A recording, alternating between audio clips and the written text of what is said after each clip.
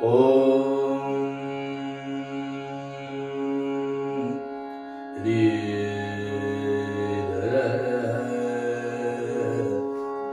ना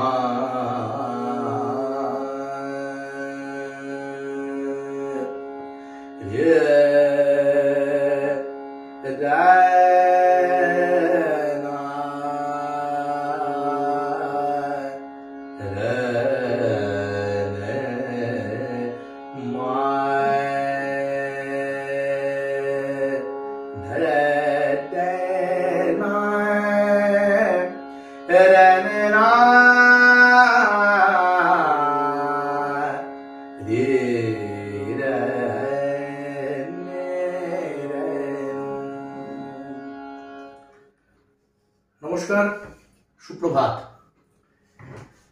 ইদানিং একটা প্রশ্ন আমাকে প্রায় শুনতে হয় যে ভয়েস ট্রেনিং বিষয়টা কি, এর কার্যকারিতা কি, বা এটা কি আগে ছিল না?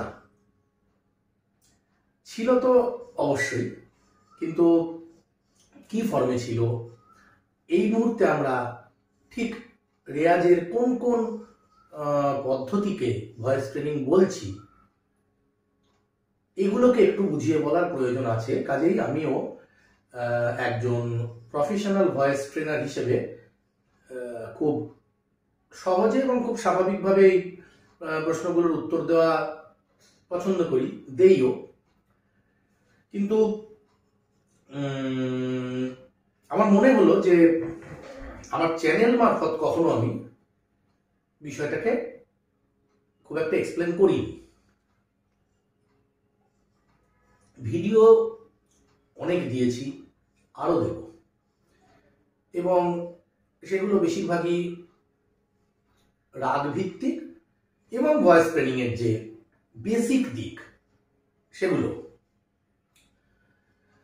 এখন আগে কিভাবে ছিল সেটা একটু বলার প্রয়োজন, আর এখনই বা আমরা কিভাবে করাই আমি দুটোই বলবো। তার আগে মানে মূল পর্বে যাবার আগে একটি কথা, খুব জরুরি কথা, সেটা হলো এখনো অবধি যারা আমার এই চ্যানেল সাবস্ক্রাইব করেননি তাদের কাছে আমি অনুরোধ রাখবো যে আপনারা এই চ্যানেল সাবস্ক্রাইব করুন, আমার অনুষ্ঠান বা আমার এই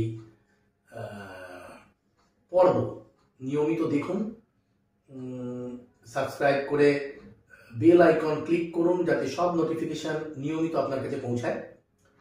ব্যাস এটুকুই। এবার মূল পর্বে বা মূল আলোচনায় আসছি। কথা হলো, আমাদের সঙ্গীতের যে ধারাগুলো, তাদের মধ্যে একদম মূলে বা একদম কেন্দ্রে রয়েছে শাস্ত্রীয় সঙ্গীত। এছাড়া আছে লোকসঙ্গীত, রবীন্দ্রসঙ্গীত, নজরুল গীতি, বিভিন্ন ধারার বাংলা গান বা অন্যান্য গান। এবার কণ্ঠ তৈরির জন্য বা সাংগীতিক জ্ঞান বুদ্ধি বাড়ানোর জন্য আমরা কি করি? আমরা শাস্ত্রীয় সঙ্গীতটাকেই বেছে নেই, কারণ অন্যান্য সব ধারার গান সহজ হয়ে যায় বা গাইবার ক্ষেত্রে অনেক পরিসর, অনেক পথ খুলে যায় যদি আমাদের শাস্ত্রীয় সঙ্গীত সঠিকভাবে জানা থাকে। এই ধারণাটা, এই বিষয়টার সাথে বোধহয় আমরা সবাই একমত। কিন্তু শাস্ত্রীয় সঙ্গীত সঠিকভাবে যে শিক্ষণ পদ্ধতি, সেটা কিন্তু শ্রুতিবিদ্যা বা গুরুমুখী বিদ্যা। যেভাবে আমরা শিখেছি বা যেভাবে তালিম প্রদান করা হয় ঠিকঠাক জায়গায় বা ঘরানায়, তা হলো গুরু সামনে বসে তার শিষ্যকে শেখাবেন এবং শিষ্য সেটা চর্চার মাধ্যমে তুলে দেবে।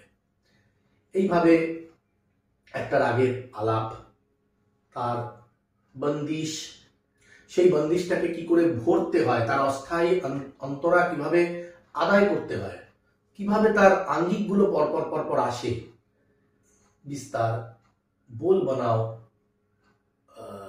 বোল বিস্তার, তান সরগম, তানের মধ্যেও অনেক রকমের প্রকার আছে, বোল তান, আকার তান। এবার এই যে বিষয়টা, এইটা গেল একটা দিক।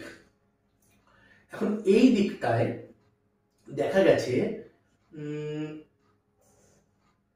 স্বর শিক্ষা বা একদম গোড়ার যে স্বরের যে নিয়মিত চর্চা, সেইটার হয়তো কোথাও অভাব থাকে, এবং সরাসরি রাগের তালিম শুরু হওয়ার জন্য যে কোনো খুব সাধারণ মেধা, মানে আমার মতন বা এইরকম খুব অ্যাভারেজ মেধার যারা ছাত্রছাত্রী, তাদের কিন্তু ধরতে অসুবিধে হয়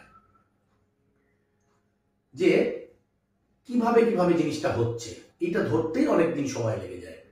আর যেহেতু নোটেশন পদ্ধতি এখানে ঠিক কার্যকরী নয়, এখানে এখন রেকর্ডিং করা যেতে পারে, সেই রেকর্ডিং শুনে চর্চা করা যেতে পারে, কিন্তু তারও যদি কোনো স্পেসিফিক ধরা বাঁধা ছোট ছোট করে এরকম যদি না হয়, সেটাও মানে ঠিক আয়ত্ত করা যায় না। ঠিক সেই কারণেই এইরকম একটা পদ্ধতি বা এইরকম একটা সিলেবাস যে যার মতন করে তৈরি করেছেন, মানে ভয়েস ট্রেনাররা। আমি আমার মতন তৈরি করেছি, অন্য কেউ তার মতন তৈরি করেছেন। এবার এটার অনেক রকম নামও দেওয়া হয়েছে।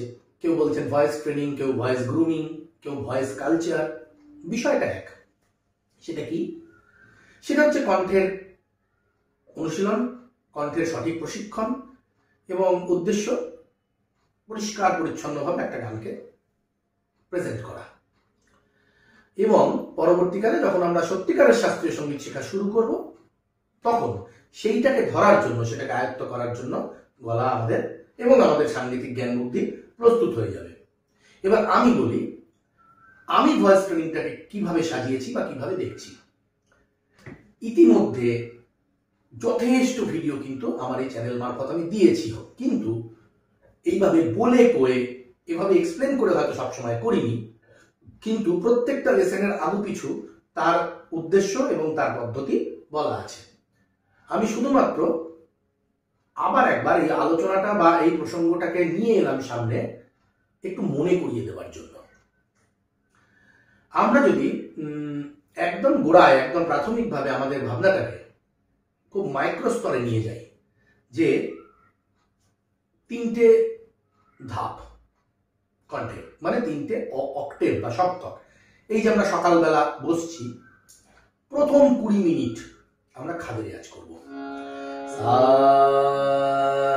নি ধা পা মা গা রে সা। মন্দ্র সপ্তকের অভ্যাস, ক্রোম্যাটিক প্র্যাকটিস আছে এর মধ্যে, শুদ্ধ কমলকে মিলিয়ে শুদ্ধ শুদ্ধ স্বরের প্র্যাকটিস আছে, ডিস্টেন্স প্র্যাকটিস আছে। মধ্য সপ্তকে করলাম এইভাবে স্বরভিত্তিক ক্রোম্যাটিক প্র্যাকটিস। এবার শাস্ত্রীয় সঙ্গীতের বিভিন্ন এলিমেন্ট বা উপাদান আমরা অনায়াসেই এই বিষয়গুলোর মধ্যে আনতে পারি। কিভাবে? সহজ আরোহণ অবরোহণ আমরা বিভিন্ন ঠাটের মধ্যে কনভার্ট করতে পারি। এই যে আমরা পাল্টা গাই, স্বরের অভ্যাস, পাল্টা ভয়েস ট্রেনিং এর একটা অত্যন্ত গুরুত্বপূর্ণ উপাদান। তাকেও আমরা ঠাটের মধ্যে ফেলতে পারি, তাকে ক্রোমেটিক্যালি অ্যাপ্রোচ করতে পারি। নানান রকম ভাবে এটা ভাবা যায়। কি হবে এর ফলে? এর ফলে দম বাড়বে, এর ফলে গলার রেঞ্জ বাড়বে, মানে গলা কতটা উপরে যায়, কতটা নিচে নামে, এই সমস্ত একটা পরিমাপ তো নিজের কাছে রাখতে হবে। সেটা হবে স্বরের সঠিক কি বলবো, ভয়েস থ্রোয়িং বা স্বরকে সঠিকভাবে গলায় লাগানো, সেইটা হবে। তাহলে একটা গান গাইবার সময়, পারফর্ম করবার সময় আমাদের তো সেদিকে, মানে সেই দিকে নজর তো রাখতেই হয়। সেইটা না হলে গানটা মানুষের কাছে ভালো লাগবে কেন? তো সেই বিষয়গুলোকে যদি আমরা আলাদাভাবে টেকনিক্যালি ভাগ করে করে অভ্যাস করি, তাহলে গলায় সেই জিনিসগুলো আসবে এবং গানে তার প্রভাব পড়বে, গান শুনতে অনেক ভালো লাগবে। এই বিষয়ে আরো অনেক কিছু বলবার আছে এবং করবার আছে। আমি বেশ কয়েকটা সিরিজ ভাবছি ধারাবাহিকভাবে এইভাবে বলবো। আর এই আলোচনা রিলেটেড ভিডিও আপনারা আমার এই চ্যানেলেই পেয়ে যাবেন। আমার ফেসবুক পেজও আপনারা ফলো করবেন অবশ্যই, এই একই নামে Srijit music workshop. Facebook page, YouTube channel দুটোরই নাম এক।